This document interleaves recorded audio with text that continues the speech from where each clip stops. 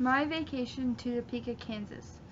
Our trip began in Sedalia, where we got ready to leave around 9 o'clock on Friday morning. My dad had the car packed full of food and other luggage for the racing trip. We set off for Topeka, Kansas with no plan but to go to the races for a couple of hours later that day. The ride was a blast. We stopped for lunch at a steakhouse because my dad eats like a carnivore and he thinks he needs meat for every meal. My boyfriend likes this because he gets meat for every meal also. After lunch, we headed back on a road to Topeka.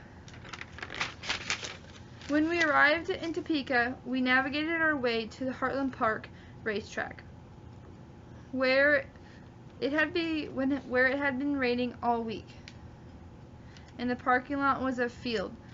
Good thing my dad has a truck. We slid through the parking lot and found a spot on high ground, where we watched other people get stuck in the mud. It was quite a show. But we were early, so we watched a lot of people get stuck. We went in and watched the races, but left early because it was about 100 degrees outside, and we were all getting sunburned.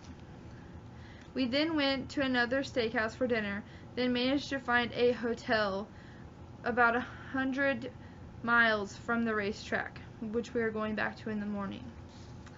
That next morning, we decided not to go to the races because it was too hot and too far.